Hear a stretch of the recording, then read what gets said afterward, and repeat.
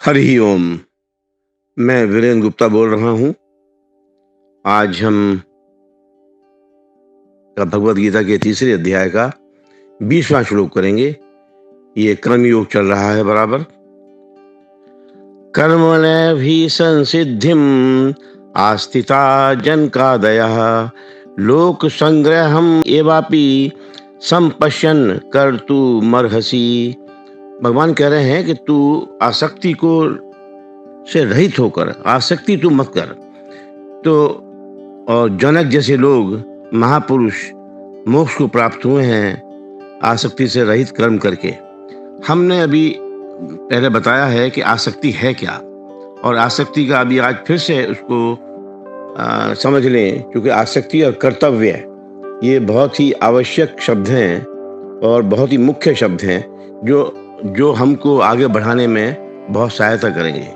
आसक्ति का अर्थ है हमारा स्वरूप चेतन का है, मतलब चेतन मतलब आत्मिक।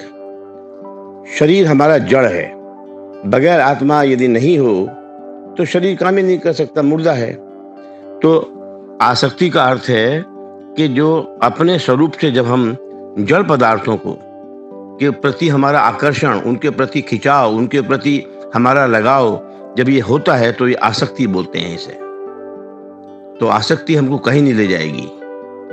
और कर्तव्य का अर्थ ये है कि जब हम अपना स्वार्थ त्याग दें, दूसरों का हित करना ही हमारा ध्येय हो, हमारा मुख्य लक्ष्य हो कि हमको दूसरे की सेवा करनी है बस, तो वो उसकी जो न्यायोचित मांग है, जो रीजनेबल डिमांड है, उसको हम पूरा यदि कर सकें कोई, तो वो कर्तव्य कर्म है। कर्तव्य कर्म में सबसे मुख्य बात यही होती है कि इसको करना तो अवश्य चाहिए, लेकिन अपने स्वार्थ का त्याग करके दूसरों का हित हो इसमें, और दूसरों की जो उचित मांग को पूरा करते हुए पूरी सामर्थ्य से, निष्काम भाव से, निष्पक्ष भाव से हम उसको करें, वो हमारा कर्तव्य है। तो कर्तव्य कर्म और आसक्ति, इसको देखते हुए हम आगे चलते हैं। इसका लिटरल मीनिंग ये है कि आखिर में आया है, पहले ही उसमें है, कर्मण्यभि संसिद्धिम आस्थिता जनकादयः। जनकादयः का मतलब जनक, राजा जनक थे जो। तो राजा जनक जैसे अनेक महापुरुष भी कर्मयोग के द्वारा ही परम सिद्धि को प्राप्त हुए हैं। इसलिए लोक संग्रह को ध्यान में रखते हुए हे अर्जुन, तू निष्काम भाव से, निस्वार्थ भाव से इसके करने के योग्य भी है और तुझे करना भी चाहिए। इसको समझने में ये लगता है कि जब हम आसक्ति रहित होकर काम करते हैं तो हम कर्म बंधन से मुक्त हो जाएंगे। देखिए, हम पहले बता चुके हैं कि 3 प्रकार के कर्म हैं, कर्म, अकर्म, विकर्म। इसके लिए आगे भी और चर्चा होगी काफ़ी, तो भगवान इसके बारे में काफ़ी विस्तार से बात कर रहे हैं। कर्म, अकर्म, विकर्म। कर्म जो हम कर रहे हैं, विकर्म वो है जो हम, कर्म जो है वो पुण्य वाले काम है, कर रहे हैं, लेकिन उसमें स्वार्थ का भाव है। विकर्म वो है जो बुरे कर्म है, और अकर्म वो है जो हमने स्वार्थ रहित होकर, आसक्ति रहित होकर दूसरों की सेवा में किए हैं, वो अकर्म है, वो हम उससे बनते नहीं हैं। तो भगवान यही कह रहे हैं बार बार कि तू आसक्ति रहित होकर कर्म कर, निष्काम निस्वार्थ भाव से, और दूसरे के लिए तो तू कभी इस कर्म बंधन से मुक्त नहीं होगा, उससे तू छूट जाएगा। और यही है, जब भी हम अपने सांसारिक सुखों के लिए बात करते हैं, तो हमने कोई कर्म किया और हमको सुख मिलता रहा उससे, तो ये हम समझते हैं कि ये हमको कर्म से प्राप्त हुआ है, जो हमने कर्म किया है। ऐसा नहीं है, गीता नहीं समझती ऐसा। देखिए, अब इसमें अभी हम आगे चर्चा करने वाले थे, लेकिन थोड़ा सा यहाँ पर हम कुछ जोड़ दें। हमारे जीवन के 4 आयाम हैं। वो क्या हैं? सबसे पहले धर्म, अर्थ, काम और मोक्ष। ये आपने अवश्य सुने होंगे। इसके बारे में अभी हम बहुत चर्चा नहीं करेंगे। हमारा जन्म धर्म और मोक्ष के लिए हुआ है। वो क्या है धर्म और मोक्ष, उसके बारे में भी हम बाद में करेंगे, लेकिन मुझे इसलिए लाना पड़ा यहाँ पर कि जो हम पिछले जन्मों से लेकर आए हैं, अर्थ और काम, धर्म, अर्थ, काम और मोक्ष। अर्थ और काम हम लेकर आए हैं, पिछले जन्मों का, उसको ब्रह्मा जी भी नहीं छीन सकते। तो हाँ, यदि हमारी प्रवृत्ति अच्छी है तो वो बढ़ते जाएँगे, प्रवृत्ति खराब है तो वो कम हो जाएँगे, लेकिन कर्म का सिद्धांत है कि हमको फल मिलना ही है उसका। तो जो प्रारब्ध है, प्रारब्ध वही है जो पिछले जन्मों में हमने किया था, उसी हिसाब से हमको मिला है। जितना भी भोग विलास की वस्तुएँ हैं, जितना धन है, वो सब प्रारब्ध से मिला है हमको। हम समझ रहे हैं कि हमने कर्म करके किया। अब आप ये कहेंगे भाई जब तक मैं कर्म नहीं करूँगा तो मुझे कैसे पैसा मिल जाएगा? मैं जॉब नहीं करूँगा। तो उसके लिए उत्तर ये है कि जो मैं समझता हूँ कि आपको आपका प्रारब्ध उस कर्म करने के लिए बाध्य कर देगा। और अच्छा, प्रारब्ध क्या है? प्रारब्ध ये है कि जैसे कि मान लीजिए कि एक आदमी को नौकरी ढूँढनी है। एक है पुरुषार्थ शब्द, एक है प्रारब्ध। पुरुषार्थ का मतलब मैं अब क्या कर रहा हूँ। प्रारब्ध का मतलब क्या है कि जो पिछले जन्मों का हमारा फल है वो अब हमको संचित होकर अब मिलने वाला है।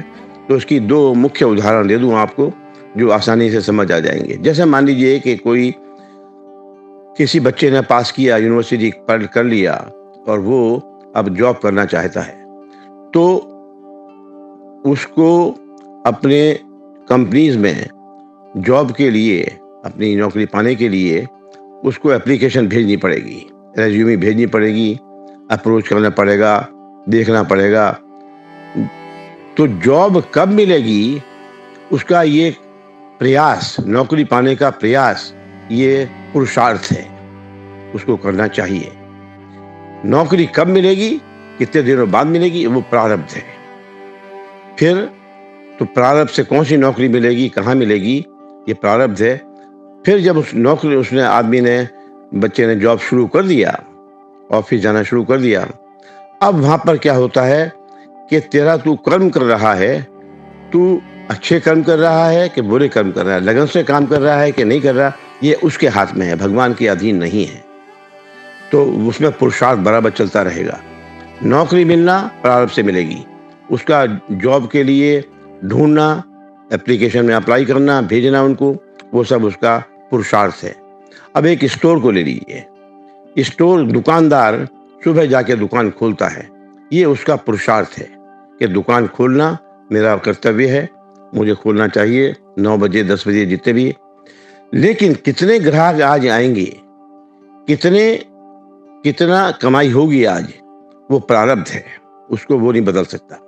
हाँ, बदल सकता है यदि मान लीजिए उसने झूठ बोलना शुरू कर दिया, सामान उसको देना था 2 किलो और उसमें लगा दिया उन्हें 2.25 किलो, या क्वालिटी अच्छी नहीं रखी, तो वो उसका पुरुषार्थ है, वो प्रारब्ध को कम कर देगा, लेकिन मिलेगा तो अवश्य।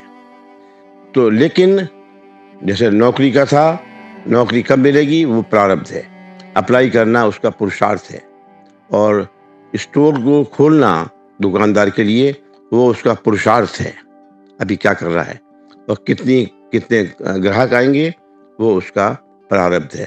तो इनको ध्यान में रखते हुए पुरुषार्थ और प्रारब्ध, तो ये कह रहे हैं इस श्लोक में भगवान कि तू आसक्ति रहित होकर कर्तव्य कर्म कर, और कर्तव्य भी जैसे हमने आपको बता दिया अभी कि दूसरों के लिए निस्वार्थ निष्काम भाव से तू जब सेवा करने के लिए लगेगा, जो तुझे सामग्री मिली है वो तेरे लिए नहीं मिली है, तुझे तो होगा ही। दूसरा शब्द आप अपने आप में भी आगे है, पहले जैसे हमने बता चुके हैं।